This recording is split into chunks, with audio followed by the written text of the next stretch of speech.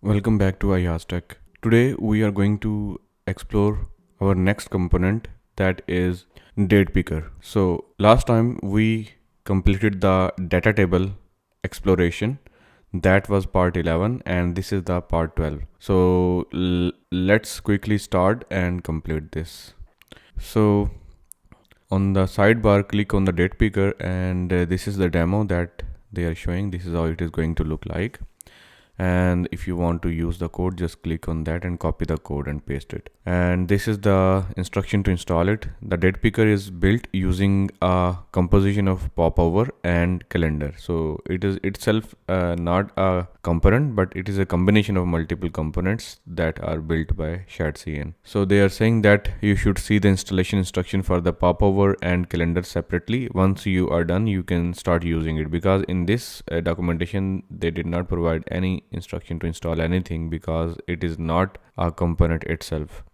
So by the way, there are many features in this date picker, like you can have the range selection or presets as well, and they have multiple examples. This is the date range picker where you can select a range of dates like this, and here you can have preset. These are the presets in this drop down that you can select and it would automatically pick the date for you. And then you can have the date picker in the form of the form. So you can see it is a fully functional form with submit button. If you click without picking the date, it will validate and show an error. But if you pick some correct date, then you are able to submit, as you can see here. By the way, here they have provided a link where it is saying see the React day picker documentation for more information. If you go to that, then I guess they used the day picker library to implement everything.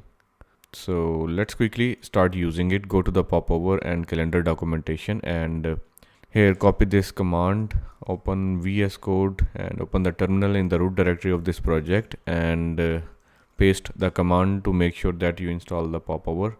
Alright, popover has been created, and I guess it was already there. That's why it is saying that skipped one files might be identical, so that's why it did not touch that file and just skip it. So because I created that earlier in the past lectures.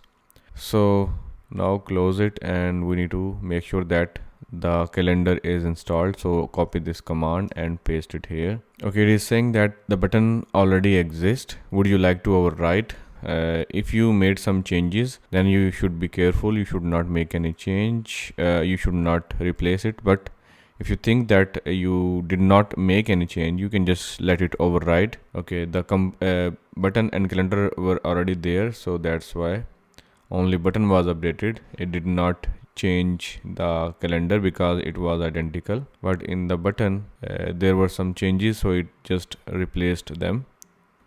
Anyways, once both of these are installed, you can start using it. So you can either copy this code. So I am going to create a new file with this name, date picker demo. So create a new file, date picker demo.tsx, paste it here. All right, now we can import this date picker in our page.tsx here, and make sure to add the import statement for this component like this.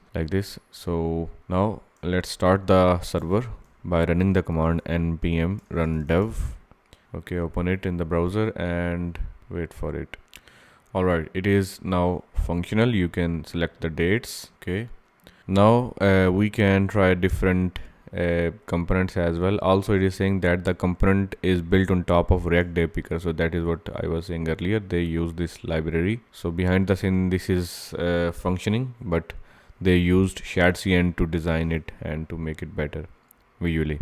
So also, this is the simplest version of showing you how you can implement it by yourself. You can just import this calendar and copy this code, and you can just paste it here. Also, we need to import this React. So this is the simplest version of using the calendar. So after adding that, I got an error that add use client directive at the top of the file to use it, because we are using states. So by default, as you know, that Next.js files or components are server side components, so we need to convert them into client side component by adding this keyword use client like this. All right, so this is the simplest way to add a calendar. In this way you can add it on the page, and you can also listen to this event. So it is already listening. You can just print the selected date. So for example, here let me add a div and put it inside, and before the calendar I will add h1 tag selected date is, and here we will print the date that was selected. It is saying that date is can be undefined, so you cannot print it like this. So we can add a condition here. So here I would use get date function like this. Now it is not complaining, so you can see whatever date I am picking, it is showing that date above. Okay, let's move back on the main page date picker. We already have tested this part, and after that let's quickly try the date range picker. For that I will just copy this code and paste it here, and this time the component name is date picker with range. So let's close it, and here I would simply add it in this way. Make sure to add the import statement for this, and we don't need the states anymore. And you can see we are able to select the ranges of dates, and let's quickly jump into the code and see what they have done to make that possible. They have used a constant to save the selected date, and they given it the default values from and to. You can feel free to change these dates, and so the reason of adding these two dates are is that if you open the calendar, you would notice that it would have already some dates selected by default. This is because of these default values. And in the div they added the popover. In the popover they have added the trigger and the content, and popover trigger will have the button in it, and that button will have the calendar icon and a text pick a date. So I guess when there is no date selected, then we will show this text, but if date is selected, if there is a date, then we will display this date by formatting it. So that's why this date is being shown. And then we have the popover content section. So this is the section that will show the content of this popover, and you can display anything in this popover like XYZ or anything, but we want to display the calendar. And within that we use the initial focus mode range. So in this way you can convert a simple calendar into the range calendar, and here you have specified the default month. We got it from date.from that we have here in the state. Then we have passed it a probe that what date range should be selected, and we have listened to the select event and gave it our set date from our state, and number of months is 2. So I guess you can increase the number of months. Let me add 7 here, and in this way you will be able to have more calendars in one view. So in this way you don't have to scroll. These are too many, so let me reduce it down to 4. Okay, so you can easily see 4 months at one slide. So if you want to rotate next, then it will show you the next 4 months like this. Okay, so after that what else we have the with presets. So let's copy this code and try it how it works. So let's copy this component name and paste it here and save it. Now I got a different error. I don't know why. Okay, the issue is that mistakenly I have imported this component twice. That's why it was complaining. Now it is working like in the documentation. You can select any preset and it would immediately select that date in the calendar programmatically. Now let's dive into the code really quick, that how they have implemented such feature. So they have popover, the popover trigger, the popover content. Now in the content, earlier we had only one calendar, but this time they have two things. First one is this select drop down that is saved in this section, and second one is the calendar. Calendar is already simple like before, but in the select, this is just a select drop down with a trigger, and also the content. Here they have specified some presets. The values are 0, 1 to 137. So basically these are I guess about the number of days.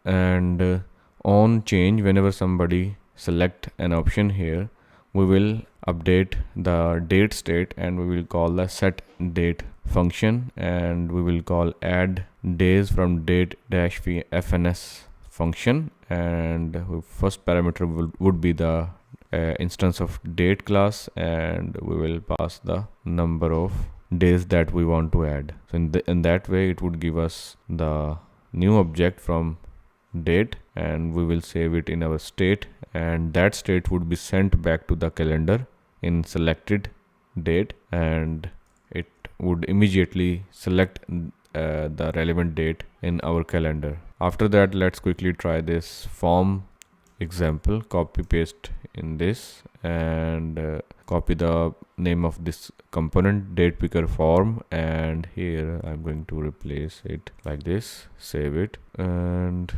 I got this error. I guess toast is not created yet. As they are using the toast, that's why we have to install the toast. So we will not go in depth, but we quickly install it. So this is the step to install it. Just copy the command and paste it in the root directory of your terminal. Paste it here. Okay, when I was trying to install, I am getting the error that toast component is deprecated. Use the sonar component instead. And I am looking at the list of components, and I can see there is a sonar component as well. So we can select it, we can install it. But for now it's okay. We don't need to go in that depth, but I guess we should be using the sonar component. Anyways, I'm going to get rid of the toast because this is just to show the success message. We can simply show the alert message. Okay, and actually let me copy this part, and here I will alert it. Use submitted values and concatenate it with this string. Okay, so this is what we have the form. If you hit the submit button, we got the error. If you select a date and then hit the submit button, you would get this alert with date of birth in this alert message. And now let's quickly look at the code, how they achieved that. They created a form component and then a form tag, and within form tag they have added a form field and a button submit.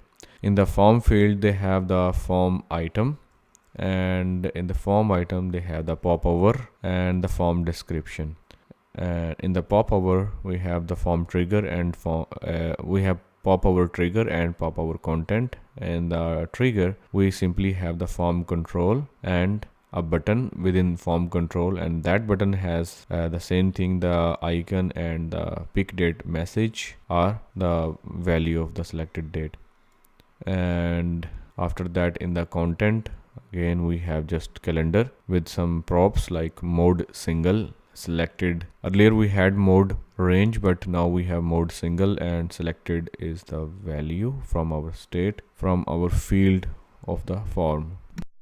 And then we are passing the on select and disabled prop with a callback function, that when it should be disabled. Or maybe this is to, okay, this is just returning the boolean. So if this condition becomes true or this becomes true, then it should be disabled. And that's it. And I think there is nothing else other than this. That's all about this component. So if you want to make any change in your design or in your calendar, you can feel free to do that. You can press command on this component and it will take you to the calendar.ts file, tsx file, and here you will see that these are all of the Tailwind CSS classes that they have used to design it. Okay, so you can feel free to make change to these classes to customize it. For example, you want to change the background color, you can do that. It's totally up to you. So all code is in front of you. Alright, thank you for watching this video. I hope that you found some value. This was the 12th part of this series where we were exploring all of the components one by one. In the next video, we will explore the dialog component. Thank you for watching. See you in the next video.